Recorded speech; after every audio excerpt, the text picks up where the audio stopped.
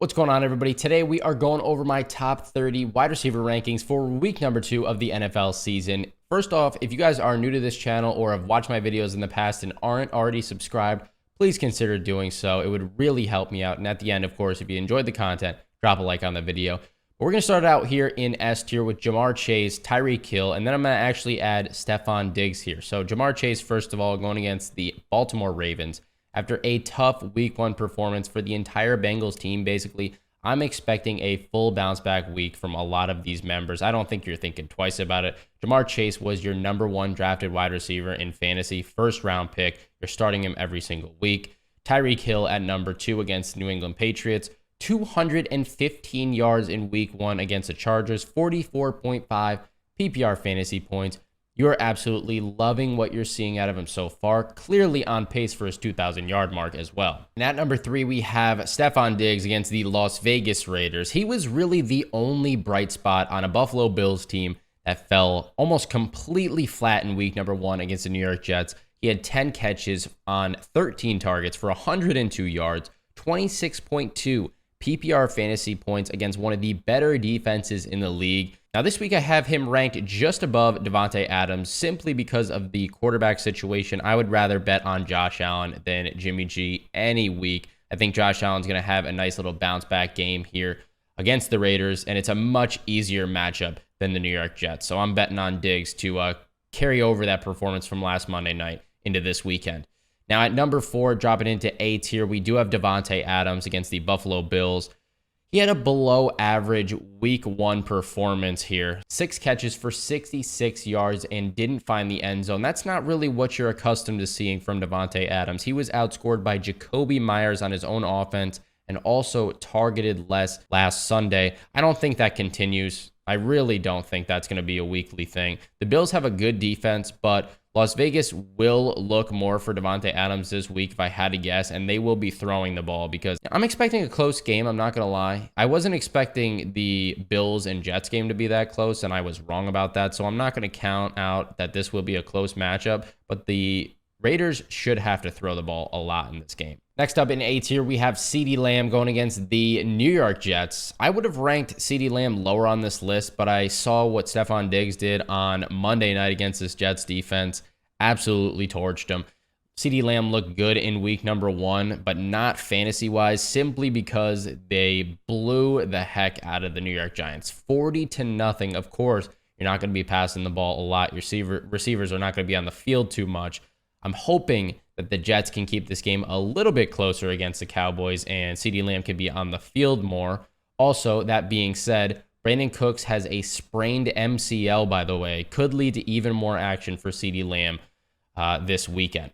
Next up at number 6, we have Calvin Ridley against the Kansas City Chiefs. A very reassuring week number 1 from Ridley for anybody who took the chance on him in that 3rd or 4th round. You had a great fantasy pick. You were very handsomely rewarded with that selection.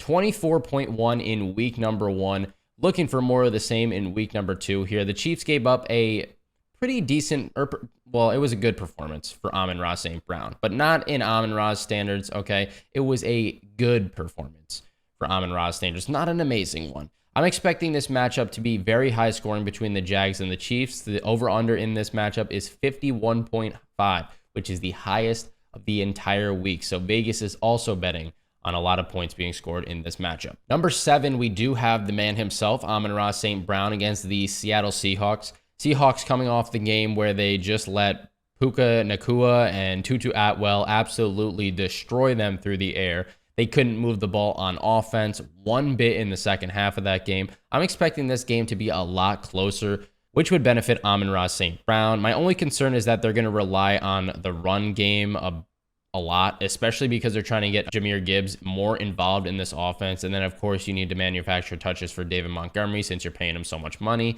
But Dan Campbell did say he wanted to use Gibbs more. All right, so we might see more of both of them on the field at the same time. Regardless, I think Amon-Ra is still an A-tier wide receiver that you have to start every single week. Number 8, dropping it down one more tier to B here, we have T. Higgins against the Baltimore Ravens. Absolutely brutal week 1 game for T. Higgins. 8 targets and 0 receptions, leading to 0.0 PPR fantasy points. This was the most targets in his entire career without a reception. Most of these targets, I will say, were very uncatchable. The conditions were sloppy. I mean, if you watch this game, some of these passes were not even near T. Higgins. I don't even know if they could be considered as targets, but it went against him. Listen, it could be a lot worse. He could have gotten 0 targets and we'd be having a very different conversation this week. He still played almost every single snap on offense. I don't think there's anything to worry about with T. Higgins going forward. Baltimore's defense last week gave up 242 receiving yards to the Houston Texans. Should be more of the same in store this week. It should be a close matchup, but I expect a decent amount of scoring as well. Coming in at number 9, we have DK Metcalf going against the Detroit Lions. All right, Seattle last week looked completely flat, especially in the second half. We got a nice little early touchdown from DK, and we were expecting a great week after that. It was looking primed for success, and then absolutely nothing. He got no targets after that. Lockett didn't do anything. JSN didn't do anything. This week should be a lot better. If it weren't for Kadarius Toney not being able to catch the ball last week on Thursday night, then the Detroit Lions would have given up a lot more passing yards. That being said, Detroit was supposed to be a tougher matchup than the Los Angeles Rams last week, where they could only put up 13 points. So if they can't perform here, we have a lot of questions that need to be answered for the rest of the season. These guys need to be dropped down lower if they can't perform in week number 2 here. I'm not giving up on DK Metcalf just yet, though. Number 10, Chris Olave going against the Carolina Panthers. I mean, the Saints team had the easiest matchup passing-wise last week against the 32nd ranked team in 2022 in the Tennessee Titans. That definitely spilled over into week 1. They gave up 305 passing yards to Derek Carr and the Saints. Now, we really haven't seen too much from Carolina's pass defense since Atlanta just got to run all over them. Bijan Robinson and Tyler Algier ran crazy in week number 1. But Olave is good enough, even where if this defense plays better than the Tennessee Titans did last week, Olave is still going to get those targets, and he's still going to thrive in week number 2. As long as the targets are there, he will perform. Number 11, we have DeAndre Hopkins going against the Los Angeles Chargers. The Chargers gave up 466 passing yards to Tua Tagovailoa and the Miami Dolphins last week. They are currently ranking 32nd, which is last in the league against the pass because of that week 1 performance. This is a team that's going to try to outscore you. They're not going to wow you with their defense. They haven't had a great defense in the past couple of years now. Even if the Titans fall down early in this matchup, it's still going to benefit Hopkins and the rest of the receivers on this team. 13 targets for DeAndre Hopkins in week number 1. Look for double-digit targets to continue as long as he is healthy. And that's what we're talking about right now. Hopkins actually hasn't practiced heading into Saturday. So I'm telling you guys right now, if he plays, he's ranked in the top 12. If he doesn't play, I would put Treylon Burks into the top 30. All right, I think he's going to have a fabulous game. And I think a sneaky little flex play here is Westbrook Akini. I'm not completely sure how to say that name, so I do not want to butcher it. I'm going to say both. Hopefully both aren't wrong. But I think he could also have a great game this upcoming Sunday. By the way, please tell me how to say that name in the comment section down below. That would be very appreciated. Thank you very much. Number 12, we have Jalen Waddle going against the New England Patriots. He was really put in the shadow of Tyreek Hill in week number 1 with that 215-yard performance. I mean, not much you could really do here when Tyreek was just burning everybody on the field. It was a very quiet day for Jalen Waddle in his standards. 4 catches for 78 yards on just 5 targets. I know that's not a quiet day for most receivers, but Jalen Waddle his standards are up here. Okay, he is one of the best receivers in the league for a reason. It's going to be really up and down in Miami, I think. I think 1 week you'll have Tyreek Hill going for 200 yards. 1 week you're going to have Jalen Waddle going for 150 yards. 1 week you'll have both of them doing equally amazing. So I think you want both these guys on your fantasy teams. This one is a tough matchup against the New England Patriots, who played very good defense against the Philadelphia Eagles last week, but I don't think it really matters. I think this is the best 1-2 receiving core in the entire National Football League. Last week, also, Jalen Waddle was dealing with an oblique injury up until Thursday. He was finally cleared as a full participant in practice, which is a great sign heading into this weekend. Gives me even more confidence playing him against the Patriots. Number 13, we have Keenan Allen going against the Tennessee Titans. He led the team in targets in week number 1, and I believe he is going to continue to do so throughout this season as long as he stays healthy. Staying healthy is his biggest question mark throughout the year, though. All right. The last couple of years, he hasn't been able to do that through the entire season. But when he's on the field, he is a great, very consistent fantasy option. You know what you're going to get from this guy. About 15 to 20 to 25 fantasy points every single week. I'd say around 15 to 20 PPR fantasy points is like where his median average is. So you love having this guy on your team. This is a great matchup against the team that just gave up 305 passing yards to Derek Carr last week. I feel like Herbert's going to carve up this defense, and it all starts here with Keenan Allen. Number 14, we have Deebo Samuel going against the Los Angeles Rams. All right, Deebo took a backseat to Brandon Ayuk last week. It was no secret. He had a crazy performance in week number 1. This is really a situation I feel is like Tyreek Hill and Jalen Waddle. Not to the exact same extent, but I think that 1 week Ayuk might go off, 1 week Deebo might go off, 1 week they might both do good. You know, this is a situation where I wouldn't mind having either of them on your team, and you have to start either of them regardless. The only part I don't love about this offense for Deebo's sake is that McCaffrey eats up a lot of receiving work in areas where Deebo used to thrive before he was on the team. I would like to see them manufacture a bit more touches in week number 2 for Deebo Samuel to get him going. Just get this guy going a little bit, get him the ball. This also could be a blowout. All right, I said that last week against the Rams, and it was not a blowout. I don't know if I can root. I don't know if I could say. I'm not saying I'm not rooting for the Rams, but it's hard to say they're going to win this game against possibly a top 2-3 team in the NFL this year. Number 15, we have Garrett Wilson against the Dallas Cowboys. Brutal matchup against the Cowboys, who just 40-0'd the Giants last week. I was debating moving Wilson even lower than this, but my heart can't do it. All right, I feel too bad for the guy. I still think he's an amazing talent. I really do. He's a fantasy football stud. He should have had Aaron Rodgers this entire season. That being said, I'm rooting for Zach Wilson. I'm rooting for Garrett Wilson and the entire Jets organization moving forward. It's just brutal. I mean, the QB situation is self-explanatory. You'd rather have Aaron Rodgers over Zach Wilson, but it is what it is, man. If you can go out and get a decent piece for Garrett Wilson, I think it's worth it.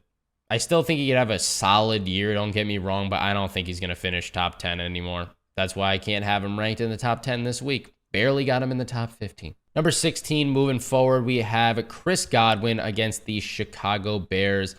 Godwin is another player that took a back seat to another receiver on their respective team. Mike Evans had a much better game last week. Baker played a decent game as well, even claiming that he knew the defensive signals from the Vikings. Now, if that was the case, I would have expected a bit more out of Baker Mayfield. Nonetheless, they still won the game. They did their job. This game against the Bears, not a terrible matchup. I don't think there will be a lot of scoring in this game, but I could be wrong about that. That being said, I still have to have Godwin above Mike Evans this week just because of his higher floor and target share. I think over the course of the season, Godwin will command more targets than Evans. Number 17, Brandon Ayuk against the Los Angeles Rams. Same matchup as Deebo Samuel. He had that crazy game in week number 1, 32.9 PPR fantasy points. I think he has what it takes to be the number 1 in San Francisco throughout this season. It could happen, but we haven't seen too much of him and Purdy to really, I can't confidently predict that just yet. I want to see some consistency heading into this following week against the Rams. And if nothing changes, then I'd be inclined to say that Brandon Ayuk has fully taken over that number 1 role in San Fran. But we've seen it in the past. Not that he's inconsistent per se, but he'll have a breakout game and then go back to the mean of about 10 to 15 fantasy points and then have a big game later in the year and then regress back to the mean. So if we can see some consistency and crazy games back to back to back for Brandon Ayuk, then I'm moving him way up these lists in the following weeks. Number 18, Mike Evans against the Chicago Bears. Like we talked about, he connected very well with Baker in week number 1. Still have to have Godwin above him just for that high fantasy floor. Now, the Bears would have given up a lot more yards in week number 1 if they could have stayed even the least bit competitive against the Green Bay Packers. They fell down in the second half big time. Baker could have a good day in this matchup, or he could be in for, this could be an ugly game. This could either be a high-scoring game where, both offenses are in a shootout, or this could be really ugly. I'm leaning towards the ugly side. That's why I don't have Evans too high on this list, but he can still get around 6-7 targets and have a solid fantasy day. That's why he's at number 18. Number 19, we have Michael Pittman Jr. going against the Houston Texans. He looked very good in week number 1. I can't lie. I had him ranked a lot lower. I had him ranked in the 20s, but he's a lot higher on this list at number 19. Also, Anthony Richardson looked very promising, not only for the value of Michael Pittman in fantasy, but also his own fantasy value. Now, this game against the Houston Texans normally for most teams would mean that the Colts are going to run the ball down their throats, but the Colts do not have a good running game without Jonathan Taylor on the field, so I don't know how exactly that is going to happen. Do I think Anthony Richardson could still run the ball a ton? Yes, but I could see him having to throw the ball just a bit more, and if he does so, Pittman will benefit from that primarily. Number 20, we have Tyler Lockett against the Detroit Lions. This week has to be better for Tyler Lockett. He had 2 catches for 10 yards last week, 3.0 PPR fantasy points. Not good. 2 catches early on, and then he was completely eliminated from the offense along with basically the entire team in the second half.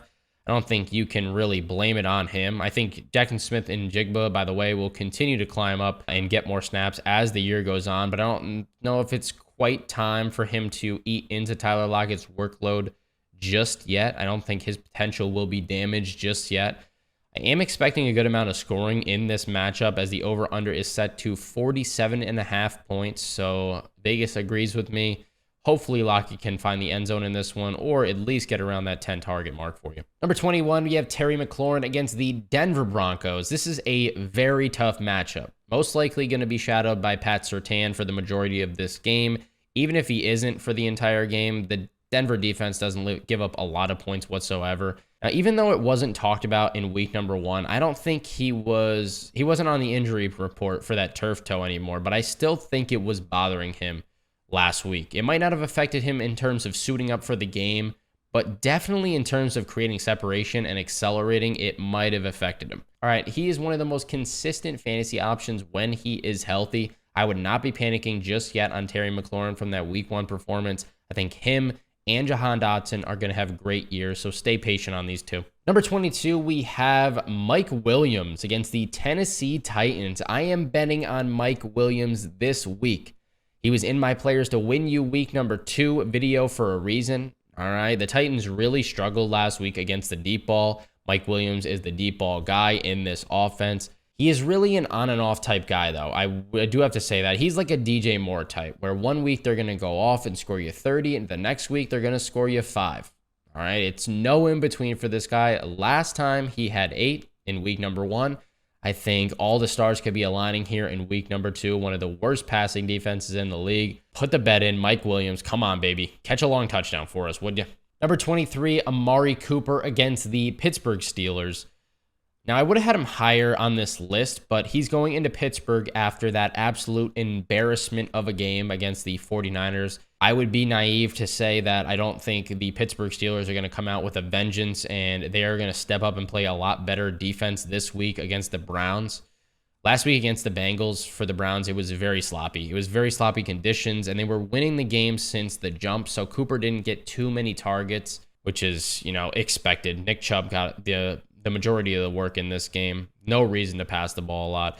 If he struggles this week against the Steelers, I think he's going to be a clear buy low candidate in week number 3. So just keep that in mind. I'd honestly wouldn't hate if Cooper played a little bit poorly in this game. You could snag him up for the low and then get great value out of him the rest of the season. Number 24, we have Jerry Jeudy. Now, this might be a little high for Jerry Jeudy, but I don't know. I like Jerry Jeudy as a player. All right, he's going against the Washington Commanders. Not a great matchup in his first game back from that hamstring injury. I have him at a safe 24 here because of not only the re-injury risk to that hamstring, but also that he might take it slow off the jump in his first game back. As we talked about in previous videos, I'm not the biggest fan of Courtland Sutton. I think his value is almost...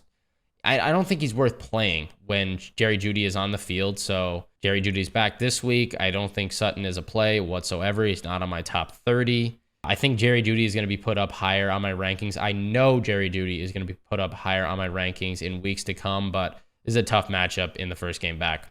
Number 25, we have Puka Nacua going against the San Francisco 49ers. Absolutely massive week number 1 performance from Puka Nacua. Looking like the new Cooper Kupp out there until he gets back in week number 5. Is this a fluke? I don't really know if 15 targets can be a fluke, but I don't know. This happens a lot in fantasy football where they drop a ton of points one week and then the next week they come back with a 1.9 PPR fantasy point performance. Hopefully, if you picked him up off waivers, you hit it big and that does not happen for you. But I'm just saying anything could happen. I am expecting this game to be lopsided in the San Francisco 49ers' favor. Hopefully, I am wrong, but it would actually benefit Puka Nacua more if they were losing in this matchup. Number 26, we have Zay Flowers against the Cincinnati Bengals. 10 targets in week number 1 is a great sign for Zay Flowers in this offense. He could easily be the number 1 receiver here because they don't have really anybody else. I mean, Odell Beckham Jr., yes. He had 3 targets in week number 1. Rashad Bateman had 3 targets, but Flowers cleared him by 7 targets. That's wild. All right, he's the most explosive option on this team right now with Lamar Jackson alongside him.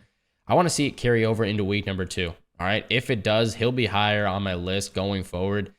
I do think the Bengals are going to be out to play a lot harder this week. I think the defense is going to be clamped down a little bit. I think this has got to be a revenge game, basically, for the Bengals after that poor week 1 performance. So that's why Flowers is down at 26, but I would not be surprised at all if he cracks the top 20 again this week. Number 27, we have DJ Moore against the Tampa Bay Buccaneers. Bears running game might struggle in this game against a pretty good Tampa run defense, which should mean more passes for the Chicago Bears. DJ Moore was basically irrelevant last week. He had 2 catches for 25 yards. He was on the field for 68 out of 74 offensive snaps, though, in the opener. I think he will get more targets and catches as the weeks go on. We've talked about it earlier on in this video. We've talked about it a lot of times in the past. DJ Moore is an on-off type guy. All right, so I'd be playing him based on certain matchups.